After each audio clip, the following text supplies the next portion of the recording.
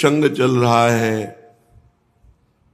प्रेमावतार महाप्रभु श्री श्री कृष्ण चैतन्य देव गौरांग देव महाप्रभु का पावन यश, जिनके श्रवण मात्र से हृदय की मलिनता हटकर श्री कृष्ण प्रेम प्रकाशित होता है। गौड़ देश सब उद्धर्यो प्रगट कृष्ण चैतन्य, तैसे ही नित्यानंद हो रस में भय अनन्य। पावत ही तिनको दरस उपजय भजनानंद, बिन ही श्रम छुट जाए सब जे माया के फंद। कि दर्शन मात्र से प्रेम प्रकाशित हो जाए ऐसे महापुरुष यद्यपि प्रकट हुए ऐसे समय में जिस समय आतंक छाया हुआ था। बंगाल भाव प्रधान देश है। बंगाली प्रायः हृदय प्रधान होते हैं। उन्हें ललित कलाओं से बहुत अनुराग है। वो प्रकृति प्रिय है। उनका हृदय प्रकृति के साथ मिला हुआ है। प्रकृति में होने वाले परिवर्तनों का उनके हृदय पटल पर गहरा प्रभाव पड़ता है, इसलिए वे भावुक प्रकृति के होते हैं और भक्ति में भावना की बहुत आवश्यकता होती है।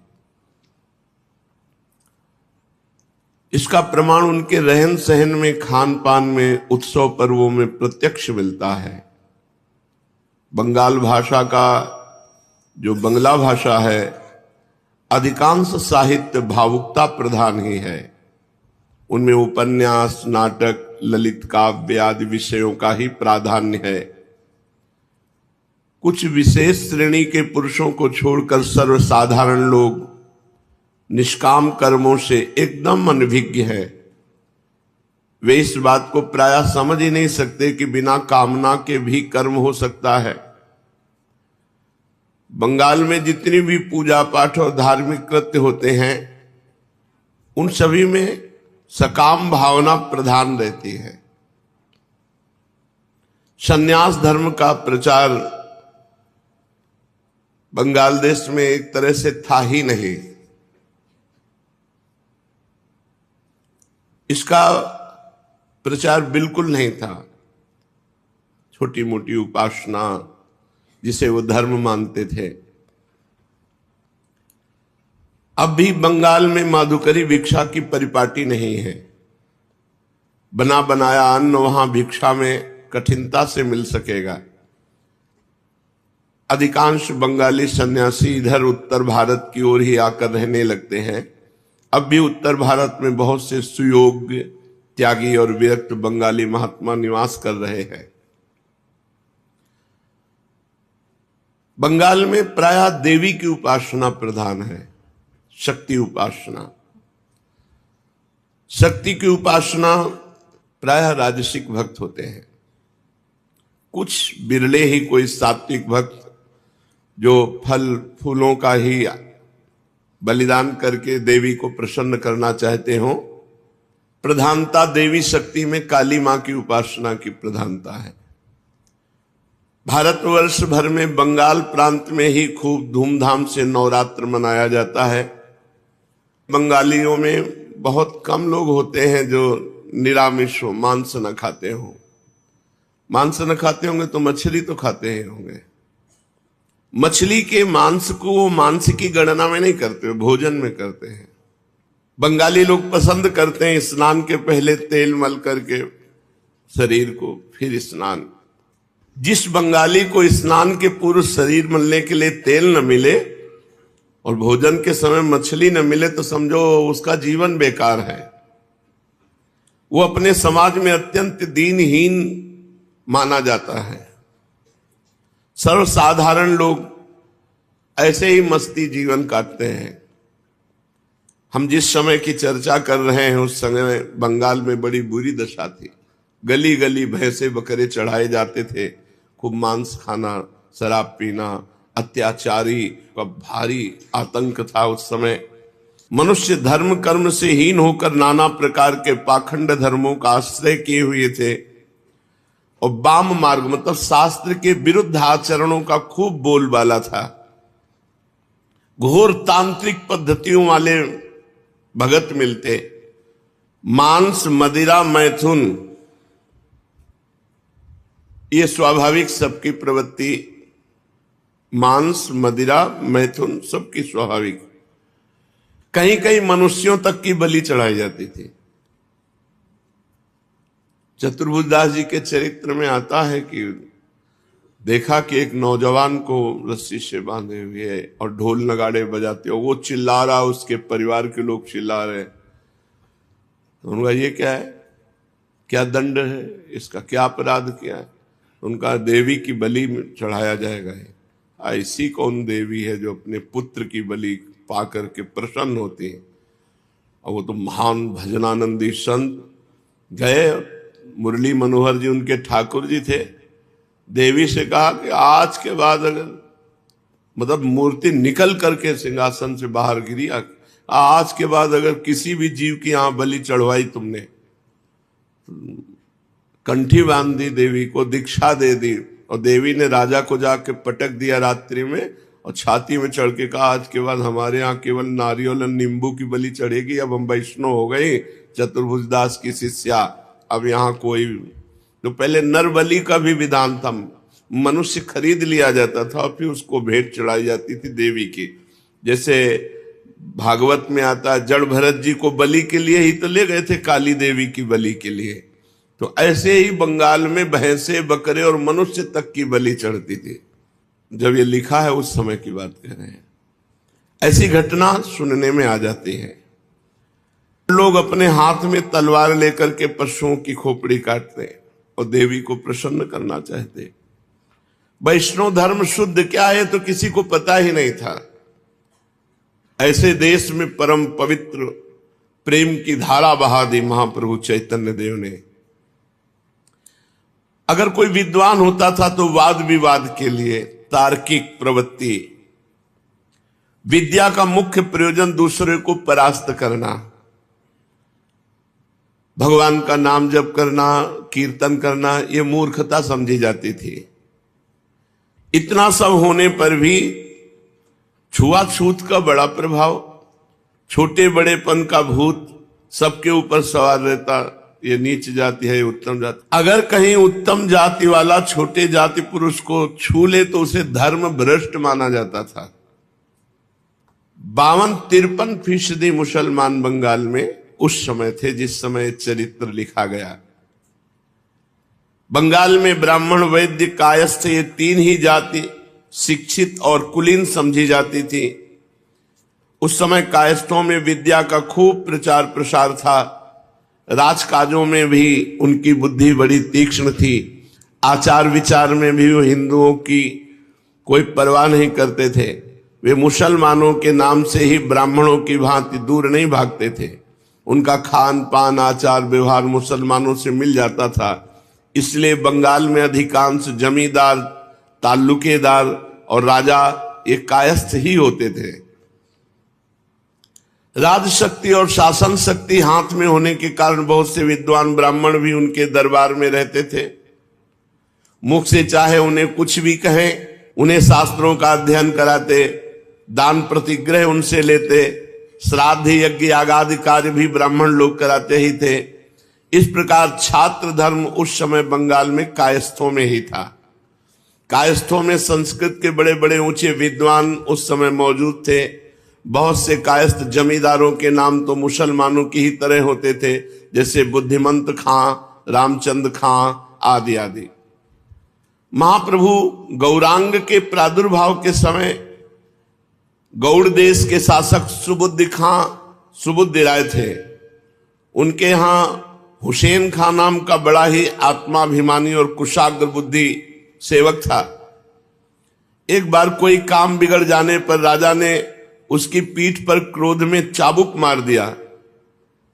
इससे हुसैन खां अभिमानी स्वभाव का, उसने मन ही मन ठान लिया कि अब तुम्हें राज्य पद से हम गिरा के ही रहेंगे, प्रतिज्ञा कर ली।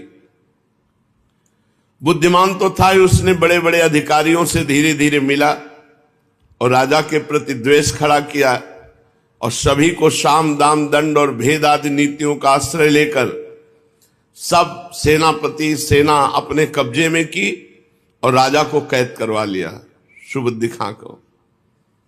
स्वयं गौड़ देश का राजा बन गया हुसैन खां। सुबुद्धि राय जब हुसैन खां के बंदी थे तो उनकी स्त्री ने सलाह दी कि इसे जान से मार दो,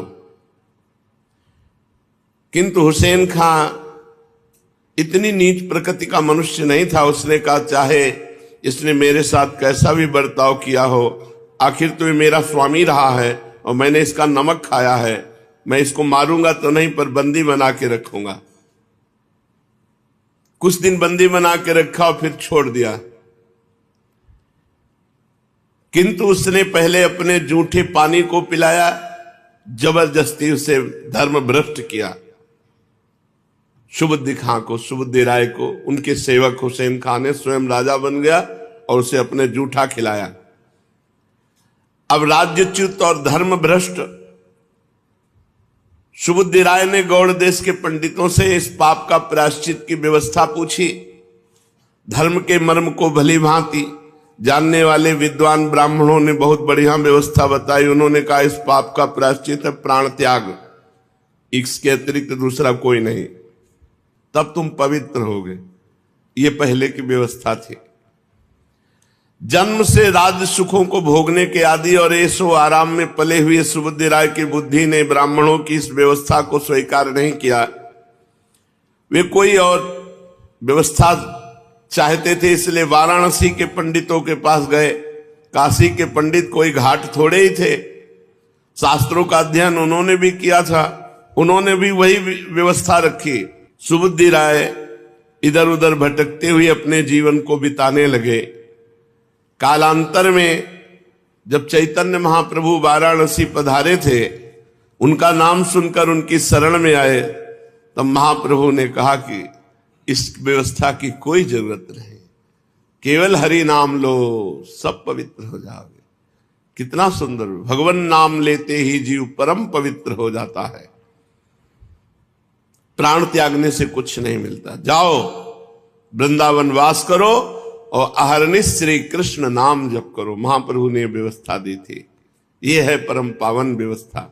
चावल की भूसी में आग लगा के ये सब कैसे कैसे कैसे कैसे विधान शास्त्रों में पढ़ करके बताए जाते थे।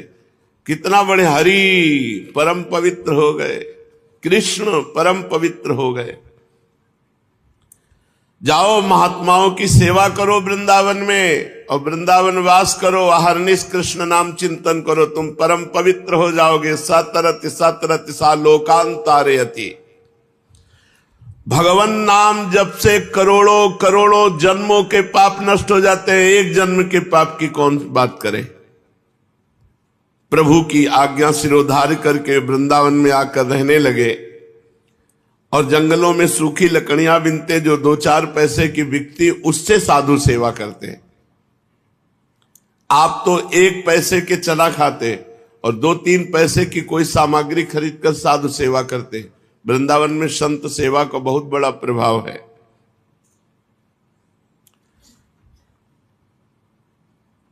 हुसैन खां राजगद्दी पर बैठते ही अपना शासन जमाने के लिए स्थान स्थान पर अपने काजियों को नियुक्त किया। बहुत से लोगों को इलाकों का ठेका दे दिया। वे एक प्रकार से पट्टेदार जमींदार ही समझे जाते थे।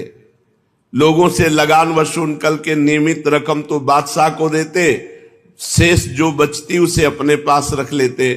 इस प्रकार नवद्वीप में बुद्धिमंत खां, हरिपुर ग्राम में गोवर्धन दास मजूमदार, कुलीन ग्राम में मालाधार और खेतूर ग्राम में कृष्णानंद दत्त आदि इन कायस्थ जमींदारों को भी ठेके दिए गए। अधिकांश ठेकेदार मुसलमान अथवा कायस्थ ही होते थे। नवद्वीप में चांद खां नाम के काजी की नियुक्ति की गई और जगन्नाथ तथा माधव जगाई मधाई नाम के क्रूर कर्मा 2 ब्राह्मण भाइयों का वहां का कोतवाल बनाया गया। नवद्वीप के बेल पोखरिया नामक मोहल्ले में चांद खां की कचहरी थी। उस समय काजी मुंसिफ या जज का काम करते थे। वे हिंदू मुसलमानों के झगड़ों का फैसला करते थे। इसी प्रकार एक मुलूक नाम का काजी शांतिपुर के समीप गंगा जी की धारा के पास रहता था। नवद्वीप उस समय बंगाल भर में विद्या का सर्वश्रेष्ठ केंद्र समझा जाता था।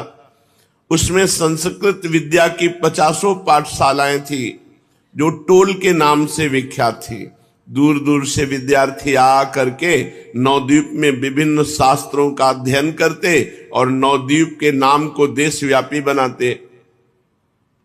उस समय संस्कृत के प्रधान केंद्र नवद्वीप ने बहुत से लोक प्रसिद्ध पंडितों को उत्पन्न किया।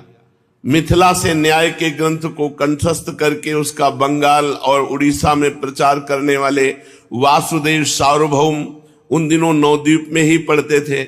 उस समय विद्वानों में नैयायिक रामचंद्र, सार्वभौम, विद्यावागीश, महेश्वर, विशारद, नीलांबर चक्रवर्ती, अद्वैताचार्य, गंगादास आदि का नाम विशेष उल्लेखनीय है। सार्वभौम के विद्यार्थियों में रघुनाथ दास, भवानंद, रघुनंदन, कृष्णानंद तथा मुरारी गुप्त आदि लोग प्रसिद्ध और भारी विद्वान हुए।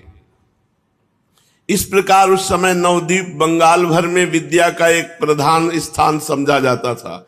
सैकड़ों विद्यार्थी एक साथ ही गंगा जी के घाटों पर स्नान करते और परस्पर में शास्त्र चर्चा करते, बड़े ही भले मालूम पड़ते। चारों ओर पंडितों की ही चहल पहल रहती। कहीं न्याय की फक्कियाएं चल रही तो कहीं व्याकरण की पंक्तियां पूछी जा रही। सभ्य और धनी मानी पुरुषों में भी संस्कृत विद्या का आदर था। वे संस्कृत विद्या को आज की भांति हे नहीं समझते थे। इसी कारण अध्यापक तथा विद्यार्थियों को भोजन वस्त्रों की कमी नहीं रहती। धनी पुरुष उनके खाने पहनने की स्वयं ही श्रद्धा भक्ति के साथ प्रबंध कर देते। ऐसे ही घोर क्रांति के समय में इस विद्या व्यासंगिनी पुरी में महाप्रभु चैतन्य देव का जन्म हुआ। उन्होंने अपनी भक्ति भागीरथी की बाढ़ में सभी पंडितों के नास्तिकवाद को एक साथ ही बहा दिया। उनके भक्ति भाव के ही कारण नवद्वीप भावुक भक्तों का अड्डा और भक्ति का केंद्र बन गया। सचमुच सचमुच वही माता होने का सौभाग्य है, वही माता सार्थक है, वही माता धन्य है जिसके गर्भ से भगवान के भक्त का जन्म हुआ हो। कुलम पवित्रम जननी कृतार्था वसुंधरा पुण्यवती च तेना। धन्य है वो भूमि, धन्य है वो गांव, धन्य है वो माता पिता जिसके कुल में भगवान का भक्त पैदा हो। नाम प्रसंग कहे तो उपदेश, जहां या धर्म धन्य सो देश। धन्य सो कुल जे जन्म भयो, धन्य सो तात, धन्य सो माय, संतत सकल सुनो चित लाए। जिसके गर्भ से भगवत भक्त पुत्र का जन्म हुआ हो, जन्म और मृत्यु ही जिसका स्वरूप है, ऐसे परिवर्तनशील संसार में गर्भ धारण तो प्राय सभी योनियों की माताएं करती हैं, किंतु सार्थक गर्भ उसी का कहा जा सकता है जिसके गर्भ से उत्पन्न हुए पुत्र के ऊपर हरिभक्तों की मंडली में हर्ष ध्वनि होने लगे, जिसके दर्शन मात्र से भक्तों के शरीर में स्तंभ, स्वेद, रोमांच और स्वर भंगादि सात्विक भावों का उदय आप से आप होने लगे, अथवा जिसके ऊपर विद्वान तथा सूरवीरों की सभा में सभी लोगों की समान भाव से उसी के ऊपर दृष्टि पड़े। धन्य है वो मां जो ऐसे वीर महाभागवत को जन्म देती है। पुत्रवती ज्योति जग सोई, वही पुत्रवती जिसका पुत्र भगवान का भक्त हुआ हो। असल में वही पुत्र कहलाने योग्य है। गर्भ धारण करने वाली वही सच्ची माता है। वैसे तो सुकरी कुकरी भी साल में 10-10, 20-20 बच्चे पैदा करती हैं। गर्भ धारण करना उसका धन्य है जिसके गर्भ से भगवान का भक्त पैदा हो। जननी जने तो भक्त जन याद आता या सूर, ना ही तो जननी बांझ रहे क्यों खोवे है नूर। ऐसी परम पवित्र माता का नाम शची, महाप्रभु चैतन्य देव की। भाग्यवती सची माता ने ही यथार्थ में माता शब्द को सार्थक बनाया, जिसके गर्भ से विश्व रूप। आज वो ऐसे भी उत्सव मनाया जाता है महाप्रभु चैतन्य देव के प्राकट्य का, अपना क्रम से आ ही गए। भगवत कृपा से आज उत्सव मनाया जाता है। आज महाप्रभु के जन्म का उत्सव मनाया जाता है। जो ऐसे अपने होली मनाई जाती है, ऐसे बंगाल देश में चैतन्य महाप्रभु के प्राकट्य उत्सव को आज ऐसे रंग भरे भाव से खेला जाता है। यथार्थ में माता शब्द को सार्थक किया सची माता ने, जिसके गर्भ से विश्व रूप और श्री कृष्ण चैतन्य देव जैसे दो पुत्र रत्न उत्पन्न हुए। श्री कृष्ण चैतन्य महाप्रभु को पैदा करके वे जगन माता ही बन गई। गौरांग जैसे महापुरुष को जिन्होंने गर्भ में धारण किया हो, उन्हें जगन माता का प्रसिद्ध पद प्राप्त होना ही चाहिए। महाप्रभु गौरांग देव जी के पूर्वज श्रीहट्ट हिलहट निवासी थे। ये नगर आसाम प्रांत में है और बंगाल से सटा हुआ ही है। वर्तमान काल में ये आसाम प्रांत का एक सुप्रसिद्ध जिला है। इसी श्रीहट्ट नगर में भरद्वाज वंशी परम धार्मिक और विद्वान उपेंद्र मिश्र नाम के एक तेजस्वी और कुलीन ब्राह्मण निवास करते थे। उपेंद्र मिश्र धर्मनिष्ठ और स्वकर्म परायण होने के साथ खाने पीने की कोई कमी नहीं थी। उनकी गुजर साधारणतया भली भांति ही हो जाती थी। उन भाग्यशाली ब्राह्मण के 7 पुत्र हुए। उपेंद्र मिश्र के 7 लड़के थे। कंसारी, परमानंद, पद्मनाभ, सर्वेश्वर, ये सब महाप्रभु के चाचा ताऊ हैं। जगन्नाथ, जनार्दन, त्रैलोक्यनाथ। इनमें पंडित जगन्नाथ मिश्र को ही गौरांग महाप्रभु के पूज्य पिता होने का जग दुर्लभ सुयश प्राप्त हुआ।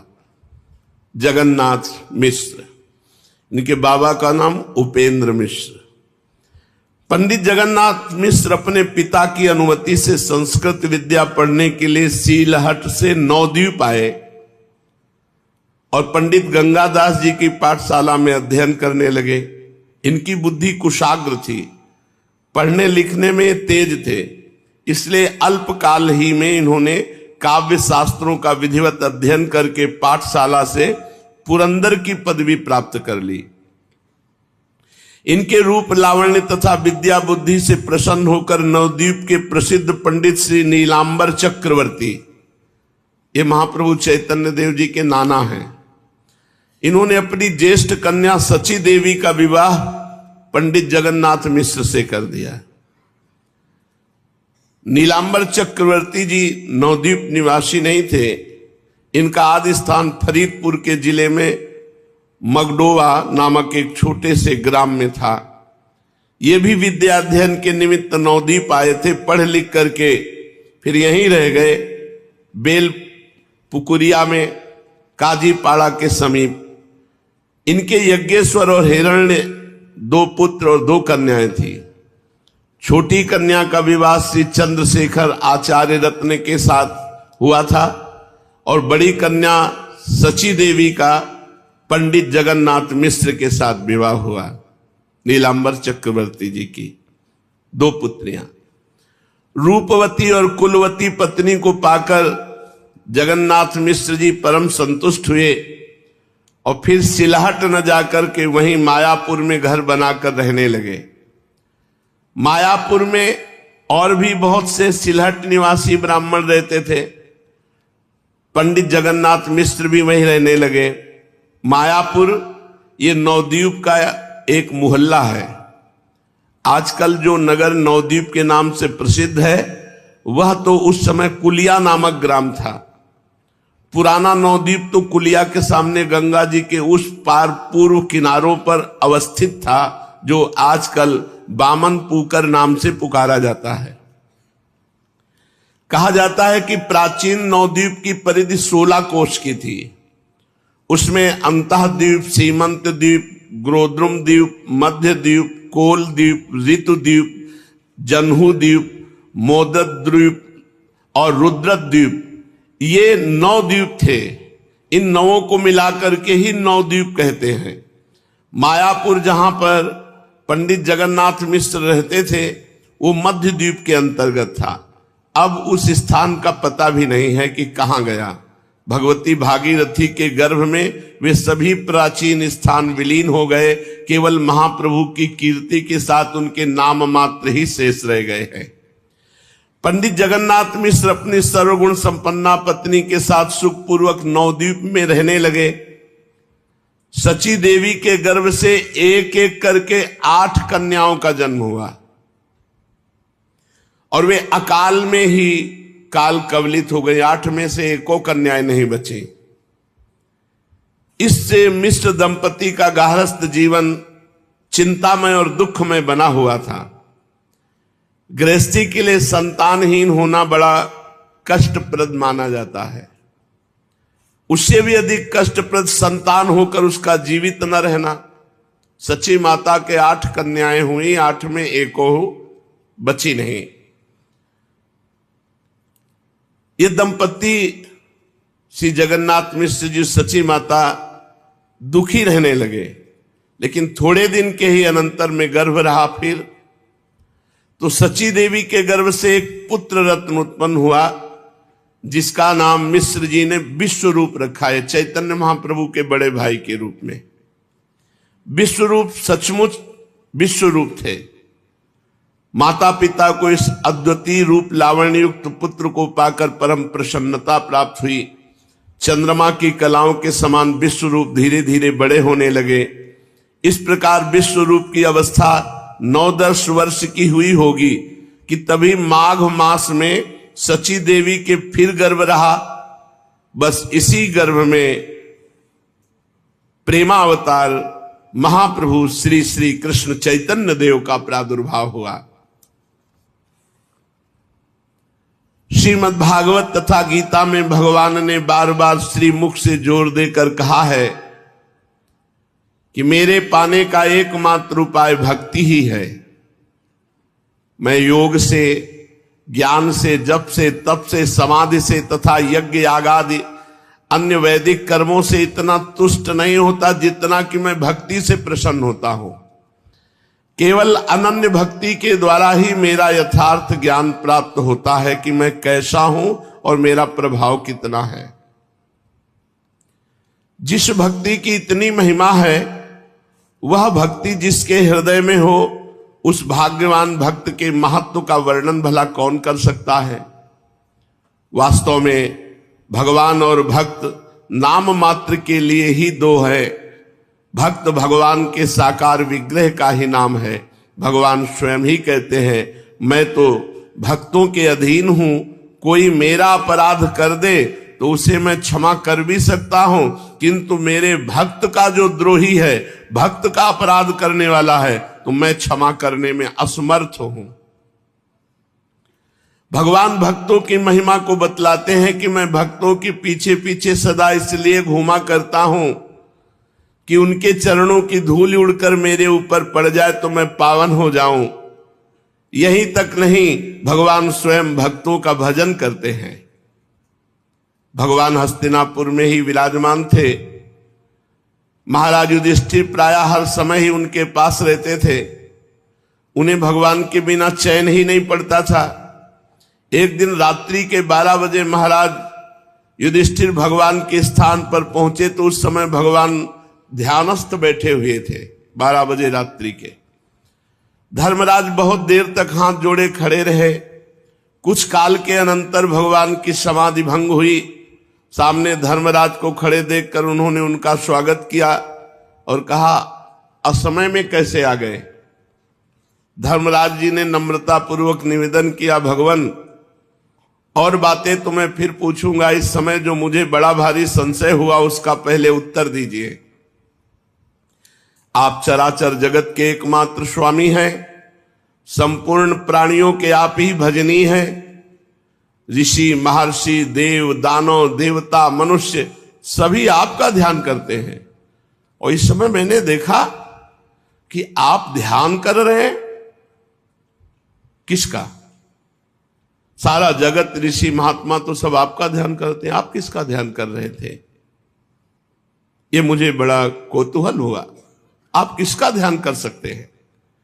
धर्मराज के प्रश्न को सुनकर भगवान हंसे और मंद मंद मुस्कान के साथ बोले, धर्मराज, ये ठीक है कि संपूर्ण जगत मेरा भजन करता है, किंतु मैं अपने भक्तों का भजन करता हूं।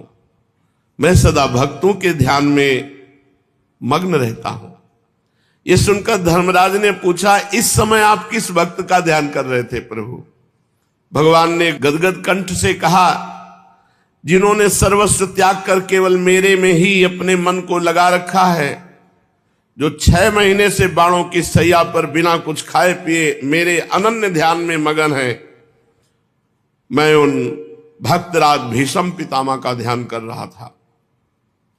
भगवान की भक्त वत्सलता की बात सुनकर भक्ति की सर्वश्रेष्ठता के संबंध में किसे संशय रह सकता है? भगवान ही इस जगत के एकमात्र आश्रय हैं। उनकी भक्ति उनकी कृपा के बिना प्राप्त नहीं हो सकती।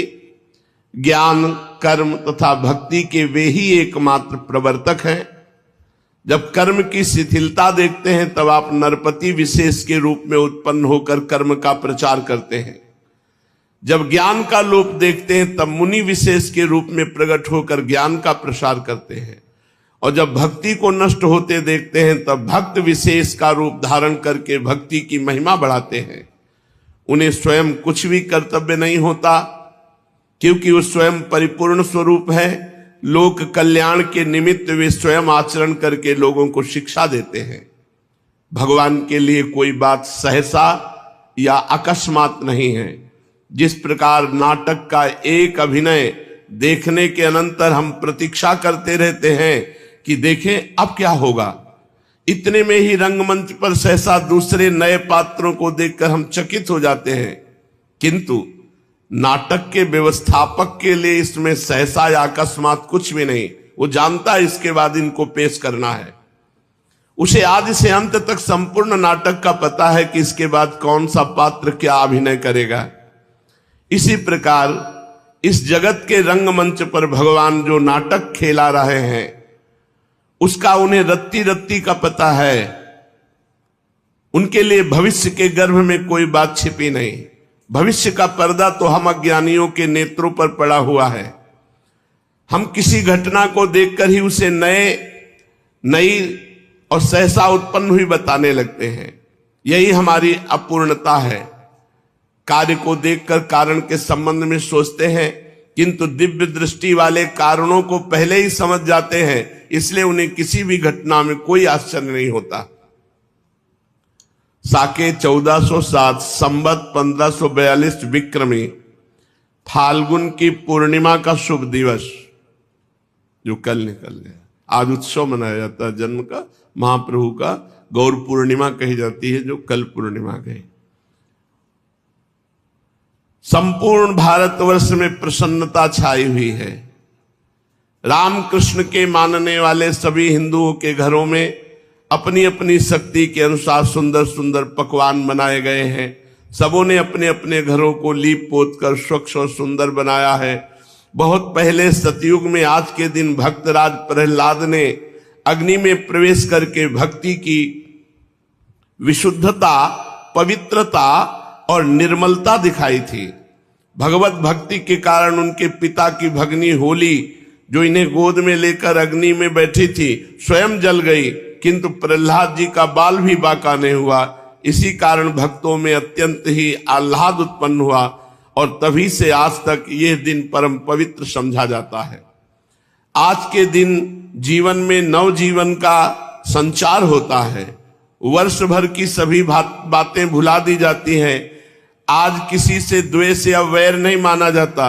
द्वेष वैर भुलाकर अग्नि में स्वाहा करके सबको अबीर लगाया जाता है, गुलाल लगाया जाता है, चरण छुए जाते हैं, गले मिला जाता है। साल भर के वैर द्वेष और अशुभ कर्मों को होली की ज्वाला में स्वाहा कर दिया जाता है। आज के दिन शत्रु मित्र का कुछ भी विचार न करके सबको गले से लगाते हैं। इतने दिनों से होली होती तो थी, किंतु यथार्थ होली तो आज ही है। तभी तो भक्तों के हृदय में कोई एक अज्ञात आनंद हिलोरे मार रहा है। पंडित जगन्नाथ मिश्र अपने घर के कोने में बैठे हुए हैं। इनके पास सांसारिक धन वैभव नहीं है, फिर भी जो ब्राह्मणों का धन है, जिसके कारण ब्राह्मणों को तपोधन कहा जाता है, उस तपस्या रूपी धन का अभाव नहीं है। महाप्रभु जिस घर में प्रकट हुए, छोटा सा घर है, मिट्टी का, साफ सुथरा, संपूर्ण स्थान गौ के गोबर से लिपा हुआ है। आंगन में तुलसी का सुंदर बिरवा है, एक और गौ बंधी है, और तांबे और पीतल के ही बर्तन हैं जो खूब मांज करके स्वच्छ रखे हुए। मिश्र जी किसी शास्त्र का अध्ययन कर रहे हैं। ब्राह्मणों का धन तपस्या ही होती थी। प्रायः ब्राह्मण, जो पवित्र ब्राह्मण, वो निर्धन ही होते थे। ऐसे नहीं कि रुपया पैसा खूब, नहीं, वो तो उनके जो पुरोहित कर्म करते हैं या कोई और कर्म करते हैं। अचानक आवाज आई कि सची देवी को प्रसव पीड़ा हो रही है। घर में कोई दूसरी स्त्री थी नहीं, सास या देवरानी जेठानी, ये तो सब श्री हट निवासी थे, तो सिलहट जिसे कहते हैं। तो यहां तो केवल सची मैया थी।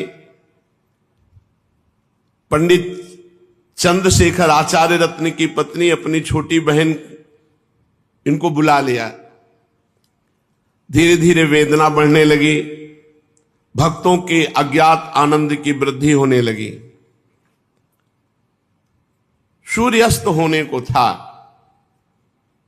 किंतु पूर्णिमा का चंद्र उदय नहीं हुआ था।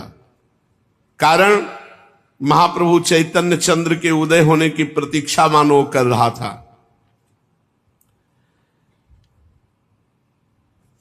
राहु ने सुअवसर पाकर चंद्रमा को ग्रस लिया था। उस दिन चंद्र ग्रहण था। तो स्नान करने के निमित्त नवद्वीप के सभी घाटों पर स्त्री पुरुषों की भारी भीड़ लगी हुई थी गंगा जी स्नान के लिए। असंख्यों नर नारी उस पुण्य अवसर पर स्नान करने के निमित्त सब गंगा जी के किनारे एकत्र थे। उच्च स्वर से राम कृष्ण हरि की मधुर ध्वनि, भगवान नाम कीर्तन, जिसको जो भावे वो भगवान का नाम ले रहा था।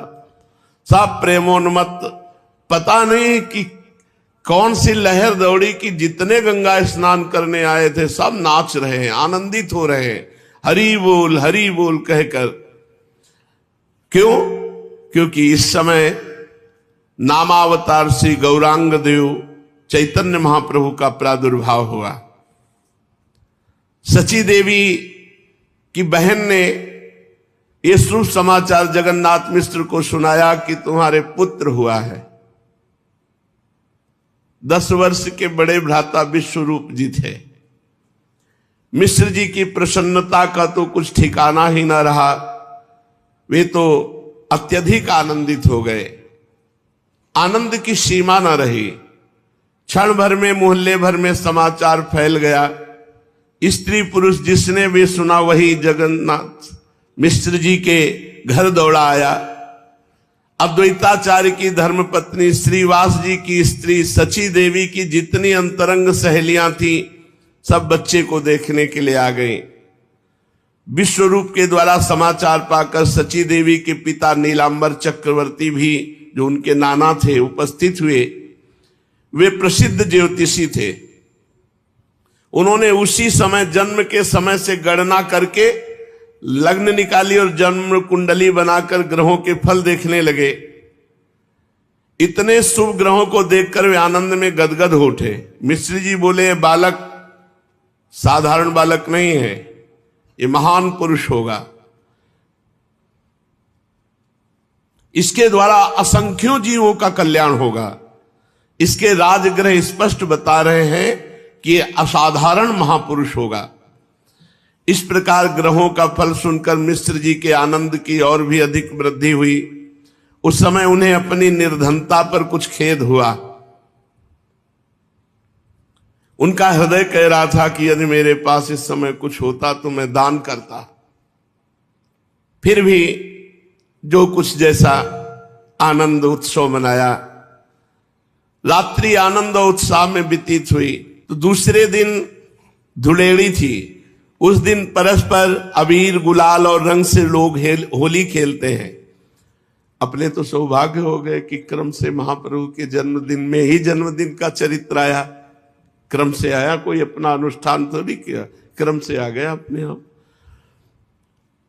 उस दिन सुबह धुलेड़ी थी, अबीर गुलाल और रंग से लोग होली खेलते हैं।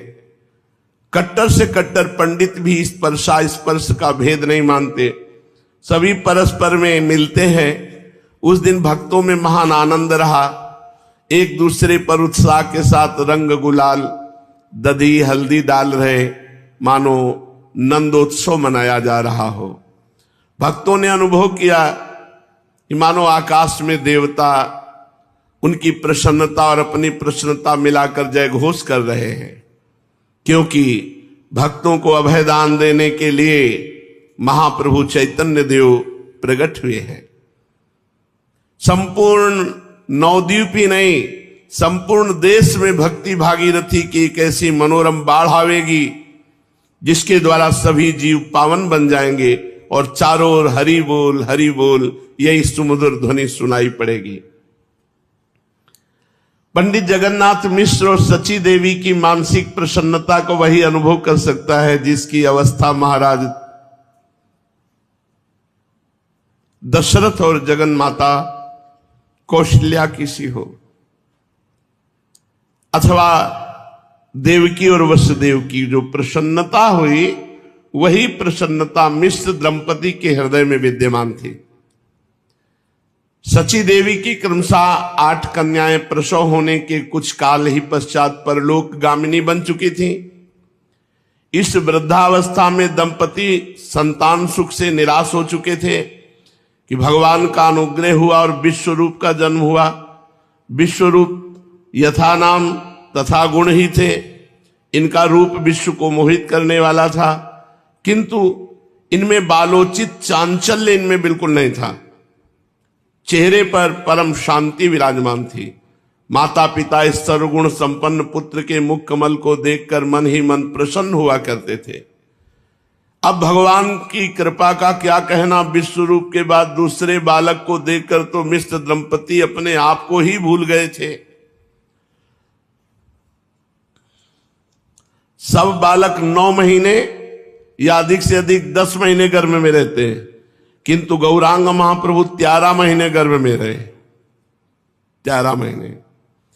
7 महीने में भी बहुत से बच्चे होते हैं और प्रायः वो जीवित भी रहते हैं, किंतु वे बहुधा क्षीणकाय होते हैं। बात यह कि 6 महीने में गर्भ के बच्चे के सब अवयव बनकर ठीक होते हैं। 7वें महीने में जाकर उसमें जीवन का संचार प्रतीत होता है। जीवन का संचार होते ही बच्चा गर्भ से बाहर होने का प्रयत्न करता है। जो माताएं कमजोर होती उनका प्रसव 7 ही महीनों में हो जाता है, किंतु बहुधा 7वें महीने में बच्चे का प्रयत्न निर्बल होने के कारण असफल ही होता है। बाहर निकलने के प्रयत्न में बालक बेहोश हो जाता है और वो बेहोशी 2 महीने में जाकर ठीक होती है।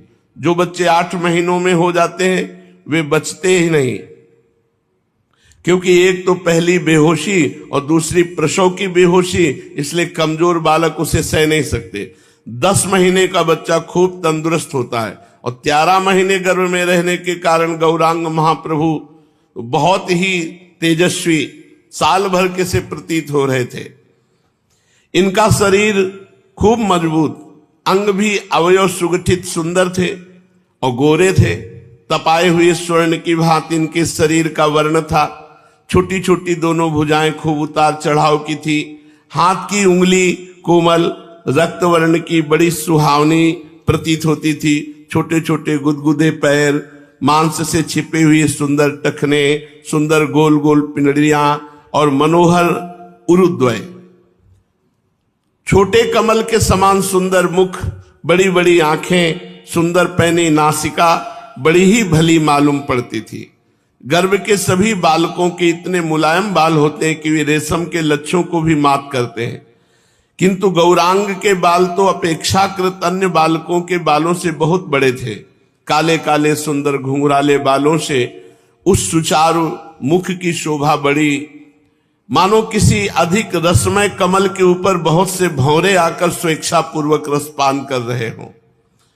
सची माता गौरांग महाप्रभु की उस रूप माधुरी को बार बार निहारती और आश्चर्य सागर में गोते लगाने लगती।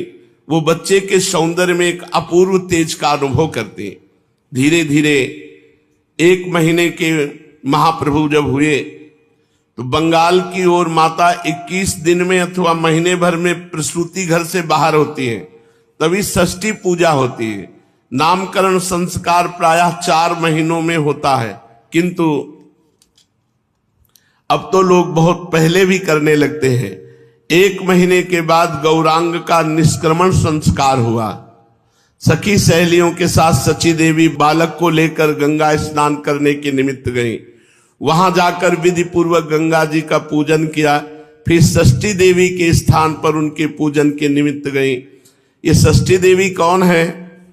इनके संबंध में पृथक पृथक देशों की पृथक पृथक मान्यता है। ये कोई शास्त्रीय देवी नहीं है, एक लौकिक पद्धति है। बहुत जगह तो ये बालकों के अशुभ को मिटने वाली समझी जाती है और इसीलिए बालक के कल्याण के निमित्त इनकी पूजा करते हैं। और हमारी तरफ बालक के जन्म के 6ठे दिन छठी देवी का पूजन होता है। घर की सबसे मान्य स्त्री पहले पूजा करती है, फिर संपूर्ण कुल परिवार की स्त्रियां आकर पूजा करती हैं, भेंट चढ़ाती हैं। मान्य स्त्री उन सबको खाने के लिए सीरा, पूड़ी, अन्य वस्तुएं देती है।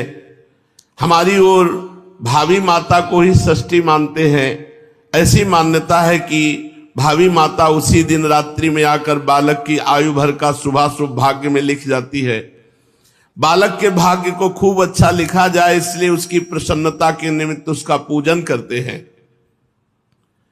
कुछ भी हो, लौकिक ही रीति सही, किंतु इसका प्रचार किसी न किसी रूप में सर्वत्र है। षष्ठी देवी के स्थान पर जाकर सची देवी ने श्रद्धा भक्ति के साथ देवी का पूजन किया और वे बच्चे के मंगल कामना के निमित्त देवी के चरणों में प्रार्थना करके सखी सहेलियों के साथ प्रसन्नता पूर्वक घर लौट आई। बालक ज्यों ज्यों बढ़ता जाता त्यों ही त्यों उनकी चंचलता भी बढ़ती जाती। विश्वरूप जी जितने शांत गंभीर थे, चैतन्य महाप्रभु उतने ही अधिक चंचल थे। 1 महीने के ही थे कि अपने आप ही आंगन में घुटनों के सहारे रेंगने लगते और चलते चलते जोर से किलकारियां मारने लगते। कभी कभी अपने आप ही हंसने लगते। माता इन्हें पकड़ती, किंतु इन्हें पकड़ना सहज काम नहीं था। वे स्तन पीते पीते कभी इतनी जोर से दौड़ते कि इन्हें रोक रखना असंभव हो जाता। पहले बहुत रोते। माता भांति भांति से चुप करने की चेष्टा करती, किंतु ये चुप नहीं होते थे। एक दिन ये छोटे पालने पर पड़े बहुत जोर से रो रहे थे। माता ने बहुत चेष्टा किंतु ये चुप नहीं हुए। तब इनको नाम ध्वनि सुनाई दी, हरि बोल हरि बोल हरि बोल। बस ये किलकारियां मारने लगे, चुप हो गए। बस इनके रोने के चुप कराने का उपाय मिल गया, हरि बोल हरि बोल।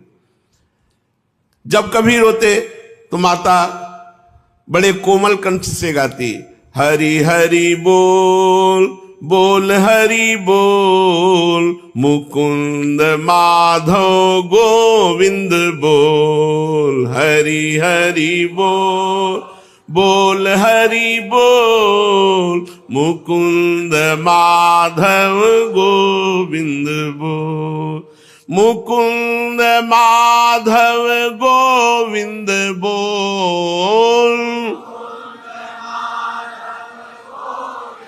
बोल हरि हरि बोल बोल हरि बोल, मुकुंद माधव गोविंद बोल, हरि हरि बोल बोल हरि बोल।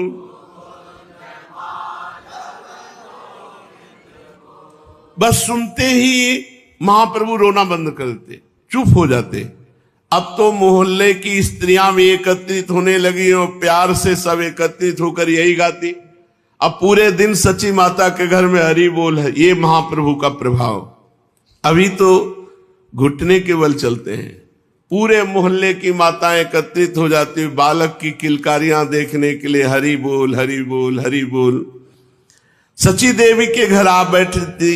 सची देवी का स्वभाव बहुत ही मधुर था। उनके घर में जो भी आती उसका खूब प्रेम पूर्वक सत्कार करती, घर का काम काज छोड़कर उनसे बातें करने लगती। इसलिए सभी भली स्त्रियां अपना अधिकांश समय सची देवी के यहाँ बिताती। वे सभी मिलकर गौरांग को खिलाती। बच्चे की जिसमें प्रसन्नता हो खिलाने वाले उसी काम को बार बार करते हैं। तो गौरांग महाप्रभु प्रसन्न होते, हरि बोल किलकारियां मारते, तो स्त्रियां बार बार हरि बोल ऐसे सुनाती। कभी कभी सब मिलकर एक स्वर कीर्तन में महाप्रभु को आनंदित करती। यही हरि बोल बोल हरि बोल, मुकुंद माधव गोविंद बोल। महाप्रभु के घर में नाम कीर्तन की अखंड ध्वनि चल पड़ी। 4 गई फिर आई, वो कीर्तन कर रहे, क्योंकि महाप्रभु इसी में मुस्कुराते, इसी में किलकारियां करते। धीरे धीरे चैतन्य महाप्रभु 4 महीने के हुए। मिश्र जी ने शुभ मुहूर्त में बालक के नामकरण संस्कार की तैयारियां की। अपने सहपाठी प्रेमी पंडितों को उन्होंने निमंत्रित किया। ब्राह्मणों ने विधि विधान के साथ वेद पाठ और हवन किया। महाप्रभु के नाना नीलांबर चक्रवर्ती जी ने जन्म नक्षत्र के अनुसार बालक का नाम विश्वंभर रखा। किंतु जन्म की राशि के नाम प्रायः बहुत कम प्रचलित होते हैं। बच्चे का नाम तो माता पिता अपनी राजी से ही रख लेते हैं, ये सब जगह की रिवाज है। बच्चे का आधा नाम लेने में ही सबको आनंद आता है, इसलिए बच्चे का कैसा भी नाम क्यों ना उसे तोड़ मरोड़ कर आधा ही बना लेते हैं। ये प्रगाढ़ प्रेम का एक मुख्य अंग है। सची देवी ने, सखियों ने गौरांग का नाम रख लिया निमाई। निमाई के नाम के संबंध में लोगों के भिन्न भिन्न मत हैं। कईयों का कहना है कि जब ये उत्पन्न हुए थे तब धात्री को ऐसा प्रतीत हुआ कि इनके शरीर में प्राणों का संचार नहीं हो रहा है। ये प्रसव के अनंतर अन्य बालकों की भांति रोए नहीं। जब इनके कान में हरिमंत्र बोला गया, हरिनाम, तब ये रोने लगे। इसलिए माता ने कहा ये यमराज के यहाँ नीम की तरह कड़वा साबित हो, इसलिए इसका नाम माता ने निमाई रख दिया।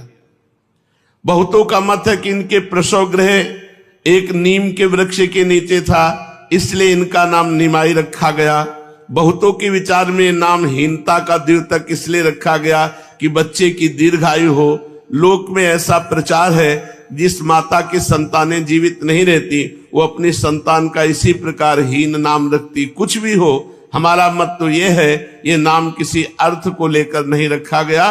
प्यार में ऐसे ही नाम रखे जाते हैं और सर्वसाधारण में वही प्रेम का नाम प्रचलित होता है। जैसे नित्यानंद जी का नाम निताई, जगन्नाथ का नाम जगाई। कुछ भी क्यों न हो, संपूर्ण नवद्वीप में गौरांग महाप्रभु का यही नाम प्रसिद्ध हुआ। पंडित होने पर सब लोग इन्हें निमाई पंडित के ही नाम से जानते और पहचानते थे। नाम संस्कार के अनंतर पिता ने इनके स्वभाव की परीक्षा करने के लिए इनके सामने रुपया, पैसा, अन्न, वस्त्र, द्रव्य, शस्त्र और पुस्तकें रख दी और बड़े प्रेम से बोले, बेटा इनमें से किसी चीज को उठा लो। प्रायः बालक चमकीली चीजों को सबसे पहले पसंद करते हैं, किंतु ये स्वभाव तो सर्वसाधारण लौकिक बालकों का होता है। महाप्रभु तो अलौकिक थे। झट इन्होंने सबसे पहले श्रीमद् भागवत के ग्रंथ पर हाथ रख दिया। सभी को बड़ी प्रसन्नता हुई। सबने एक स्वर में कहा, निमाई बड़ा भारी पंडित होगा, होनहार बिरवान के होत चीकने पात, इसीलिए गौरांग ने धरा ग्रंथ पर हाथ। ओत प्रोत परिप्लावित इस प्रेम पयोधि रूप जगत में जीव अपनी क्षुद्रता के कारण ऐसे संकीर्ण संबंध स्थापित कर लेता है कि उस प्रेम पीयूष का संपूर्ण स्वारस्य एकदम नष्ट हो जाता है। आहा, जब सुख दुख में समान भाव हो जाए, किसी भी अवस्था में चित्त की वृत्ति सजाति विजाति का अनुभव न करने लगे, एकमात्र भगवान में चित्त डूबा हो, उस समय के सुख का भला क्या कहना। ऐसा प्रेम किसी बिरले ही महापुरुष के शरीर में प्रकट होता है और उनकी प्रीति के पात्र कोई बड़भागी ही सुजन होते हैं। महापुरुषों में जन्म से ही ये विश्व विमोहन प्रेम होता है। सभी महापुरुषों के संबंध में हम चिरकाल से सुनते आ रहे हैं कि वे जन्म से ही सभी प्राणियों में समान भाव रखते थे। महात्मा नानक जी जब बाल्यावस्था में भैंस चराने जाते थे तो एकांत में बैठकर ध्यान करने लगते, और बहुत से लोगों ने प्रत्यक्ष देखा कि एक बड़ा भारी सर्प अपने फण से उनके ऊपर छाया किए रहता, और जब वे ध्यान से उठते तब वो चला जाता। सिंहों को कुत्ते की तरह पूंछ हिलाते अभी तक तपस्वियों के आश्रम में देखा गया। महापुरुषों के अंग में वो प्रेम की आकर्षक बिजली जन्म से ही होती है कि पापी से पापी पुरुष की तो बात ही क्या, पशु पक्षी कीट पतंग तक उनके आकर्षण से खींचकर उनके दास बन जाते हैं। सची देवी के छोटे आंगन में अब दिन रात हरि हरि बोल, बोल हरि बोल, मुकुंद माधव गोविंद बोल, ये नाम की ध्वनि गूंजती रहती। इसका कारण निमाई पंडित की अपूर्व रूप माधुरी थी, उनकी विश्व मोहिनी मंद मुस्कान। पास पड़ोस की माताओं बहनों ने अपने चित्त को निमाई पंडित को दे दिया। जब वो मुस्कुराते, जब वो खिलखिला के हंसते, यही देखने के लिए सब आती और खूब नाम कीर्तन करती। उन्हें निमाई की मंद मुस्कान देखे बिना कल ही नहीं पड़ती। माताओं का यह सनातन स्वभाव है कि उनकी संतान पर जो कोई प्रेम करता है तो उनके हृदय में एक प्रकार की मीठी मीठी गुदगुदी होती है। उनका जी चाहता है कि मेरे बच्चे पर प्रेम करने वाले को मैं क्या दे दूं। स्त्रियां निमाई को जितना ही प्यार करती, सची माता निमाई को उतना ही और अधिक सजाती। मातृ हृदय को भी ब्रह्मा जी ने एक अपूर्व पहेली बनाया है। निमाई अभी छोटे हैं, बहुत से स्थानों से बालक के लिए छोटे छोटे सिले वस्त्र और गहने आए हैं। माता अब निमाई को उन्हें पहनाना आरंभ कर दिया है। एक दिन सची माता ने निमाई को उपटन लगाकर खूब नहवाया, तेल डालकर छोटे छोटे घुंघराले बालकों को कंघी से साफ किया, फिर एक पीला सा कुर्ता शरीर में पहनाया, हाथ के कंडूलों को मिट्टी से घिसकर चमकीला किया, कमर में करधनी पहनाई, उसे एक काले डोरे से बांध दिया, पैरों में छोटे छोटे कंडूले पहनाए, कंठ में कठुला पहनाया, कई एक काले गंडे डोरे से बांध दिया, पैरों में छोटे छोटे कंडूले पहनाए, बड़े ही सुंदर चरणारविंद, कंठ में कठुला पहनाया, बड़ा सुंदर, काले काले गंडे ताबीज से बांध करके कि कहीं किसी की नजर ना लग जाए, बड़ी बड़ी कमल की सी आंखों में काजल लगाया और बाईं ओर मस्तक पर एक काला सा टिप्पा लगा दिया जिससे बच्चे को नजर न लग जाए। खूब श्रृंगार करके माता बच्चे की मुख की ओर निहारने लगी। माता उस अपूर्व सौंदर्य माधुरी का पान करते करते अपने आप को भूल गई। इतने में विश्वरूप ने कहा, अम्मा अभी भोग नहीं बनाया। कुछ झूठी व्यग्रता और रोब दिखाते हुए सची माता ने जल्दी से कहा, तेरे इस छोटे भाई से मुझे फुर्सत मिले तब ना बनाऊं। ये तो ऐसा नटखट है कि तनिक आंख बचते ही घर से बाहर हो जाता है और फिर इसका पता लगाना ही कठिन हो जाता है। विश्वरूप ने कहा, अच्छा ला, इसे मैं खिलाता हूं, तू तब तक जल्दी से रंधन कर। ये कहकर विश्वरूप ने बालक निमाई को अपनी गोद में ले लिया। माता तो दाल चावल बनाने में व्यस्त हो गई और विश्वरूप धूप में बैठ गए। भला विश्वरूप जैसे विद्या व्यासंगी बालक खाली कैसे बैठे रह सकते थे। वे निमाई को पास बिठाकर पुस्तक पढ़ने लगे। पुस्तक पढ़ते पढ़ते तन्मय हो गए। अब निमाई को किसका भय। धीरे धीरे घुटनों के बल आप आंगन में दूसरी ओर एकांत जा पहुंचे और वहां पर एक सर्प देवता बैठे हुए थे। बस निमाई को एक खिलौना मिल गया मानो। वे फणधारी सर्प के साथ खेलने लगे। मैया शरीर से तो दाल भात बना रही थी सची माता, किंतु उनका मन यही कि निमाई सुरक्षित है, ठीक है ना। वो उठ करके देख लेती विश्वरूप बातें कर रहा है ना, और विश्वरूप को सावधान कर देती। विश्वरूप, निमाई सो गया क्या? ऐसे वो मानो निद्रा से जगे हो, पुस्तक पढ़ रहे थे। चारों ओर देखा, वो कहा, अम्मा निमाई तो यहां है ही नहीं। मानो माता के कलेजे में किसी ने गरम ठेस लगा दी हो। उनका मात्र हृदय उसी समय किसी अशुभ आशंका के भय से पिघलने लगा। वे रसोई को वैसे छोड़कर जल्दी से बाहर आई और विश्वरूप भी उठकर खड़े हो गए। मां बहुत व्याकुल होकर ढूंढने लगी निमाई को। आंगन की दूसरी ओर एकांत में जो देखा तो सबके छक्के छूट गए। माता ने बड़े जोर से चीत्कार मारी। उस चीत्कार को सुनकर आसपास मोहल्ले के सब लोग दौड़ आए। सबने देखा कि निमाई का आधा शरीर धूल धूसरित है और आधा अंग तेल के कारण चमक रहा है। बालों में भी कुछ धूल लग गई है।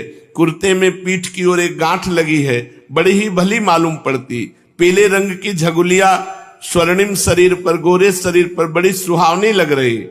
और सर्प गुड़ी मुड़ी मारे बैठा है फन का, और निमाई उसके फन के ऊपर बार बार हाथ रखकर ऐसे खेल रहे।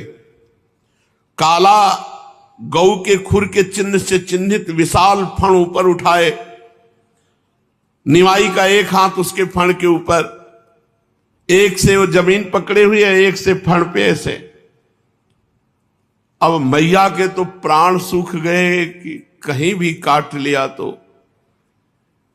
और चरणों के पास ऐसे गुंडी मार करके ऐसे सर्प में निमाई खेल रहे। सूर्य के प्रकाश में फण चमक रहा है, काला स्याही सा। निमाई को चिंता नहीं हुई, बार बार सर्प को छू छू करके हंस रहे, उससे खेल रहे। हंसने से आगे के दांत जो दूध के थे वो चमक रहे थे। देखने वालों के होश उड़ गए। सभी के हृदय में एक विचित्र आंदोलन उठ रहा था। किसी की हिम्मत नहीं पड़ रही थी कि बच्चे को सांप से छुड़ावे। इसी समय सची देवी छुड़ाने के लिए दौड़ी। जे भी सर्प ने देखा कि वो दौड़ करके आ रहे हैं तो भागकर एक बिल में घुस गया। निमाई हंस रहे थे। माता ने दौड़ करके उठाया और छाती से चिपका लिया। उस समय माता को तथा अन्य सभी लोगों को बड़ा आनंद हुआ। सभी ने बच्चे को सकुशल काल के गालबे से लौटा देखा, जैसे नंद बाबा और यशोदा जी को सुख हुआ था काली दह से निकलने पर भगवान श्री कृष्ण के। ऐसे निमाई को सर्प से बचा देखकर बहुत आनंदित हुए जगन्नाथ मिश्र और सची माता और भी सब नगरवासी। मैया ने झाड़ फूक वालों को बुलवाया, झाड़ फूक करवाया, ताबीज बंधवाई कि कहीं कोई किसी की नजर ना लगे, कोई विष ना चढ़े, कोई हानि ना हो। स्त्रियां कहने लगी कि ये सर्प तो नहीं था, ये जरूर कुल देवता होगा, क्योंकि इसने बच्चे को कोई क्षति नहीं पहुंचाई। कोई बड़ी बुढ़िया स्त्री निमाई का मुंह चूम कर कहने लगे, निमाई तू इतनी बदमाशी क्यों किया करता है? क्या तुझे खेलने को सांप मिले हैं? निमाई उनकी ओर देखकर हंस देता और निमाई को और आनंदित करने के लिए सब स्त्रियां ताली बजाकर हरि हरि बोल, बोल हरि बोल, मुकुंद माधव गोविंद बोल, ऐसा कीर्तन करने लगती। इस प्रकार निमाई की अधिक चंचलता देखकर माता उनकी अधिक चिंता रखने लगी। माता जितनी ही अधिक होशियारी रखती है उतना ही धोखा देकर खेलते। एक दिन ये घर से निकलकर बाहर रास्ते में एकांत में खेलने लगे। शरीर पर बहुत से आभूषण थे, उन आभूषण सोने के थे। इतने में से एक चोर निकला और देखा एक छोटा सा बालक इतने आभूषण पहले खेल रहा है। उसका बुरा भाव उत्पन्न हो गया। उसने इन्हें पीठ पर चढ़ाया और भागा, निमाई को पीठ पे चढ़ा के। अब जैसे ही महाप्रभु को उसने पीठ पे चढ़ाया, उसकी विचित्र दशा हो गई। वो अंदर ही अंदर प्राश्चित करने लगा कि मैं कितना नीच हूं, मैं चोरी के निमित्त से इस बालक को उठाया। निमाई का एक पैर उसके कंधे के नीचे लटक रहा था। उसने उस चरण को अपने हृदय पे लगाया, बड़ा सुख मिला। अरे महाप्रभु चैतन्य देव! उसको रोना आ गया कि मैं कितना नीच हूं, इस बालक के आभूषण चुराने के लिए मैं इसको उठा के ले जा रहा था। फिर उतारा और मुख कांति देखी, महाप्रभु हंस दिए। चोर का हृदय पानी पानी हो गया। वो बैठाल करके उनके चरणों में प्रणाम किया, कहा आज के बाद कभी चोरी नहीं करेंगे, किसी की चोरी नहीं। पहला उद्धार महाप्रभु ने पहला उद्धार इस चोर का किया, छोटे से बच्चे के रूप में। इधर निमाई को घर में न देखकर माता पिता को बड़ी चिंता हुई। मिश्र जी ढूंढते ढूंढते गंगा जी तक पहुंचे, किंतु निमाई का कुछ भी पता नहीं चला।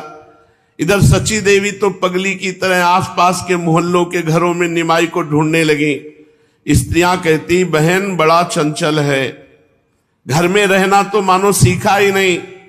तुम चिंता मत करो, यहीं कहीं खेल रहा होगा, मिल जाएगा। ढांढस बंधाया, चलो मैं अभी सब लोग चल के ढूंढती हैं। इस प्रकार सभी स्त्रियां सची माता को धैर्य बंधाती, किंतु सची माता को धैर्य कहां। उन सबकी बातों को अनसुनी करती हुई माता व्याकुल होकर दौड़ रही थी। विश्वरूप भैया अलग ढूंढ रहे थे। इधर चोर की चित्तवृत्ति शुद्ध हो गई, स्पर्श मात्र से भाव बदल गया। वो कांधे पे बैठाले हुए आ रहा है निमाई को। माता पिता ढूंढ रहे थे और धीरे से जहां से उठाया था वहीं छोड़कर भाग गया चोर। अरे कहा, निमाई तो ये दरवाजे पे खेल रहा है।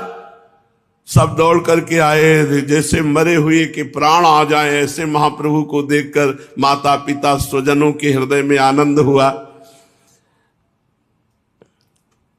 बड़ी प्रसन्नता मिश्र जी को हुई द्वार पर देख करके कि अभी तो यहां ढूंढ रहे थे, दरवाजे पर कैसे आ गए। अब वो चोर का भाव बदल गया, इसलिए छोड़ गया। माता ने हृदय से लगा लिया और सब स्त्रियां मिलकर माता के साथ भगवान नाम कीर्तन करते हुए महाप्रभु को दुलार कर रही। शेष चर्चा आगे। श्री राधा वल्लभ लाल।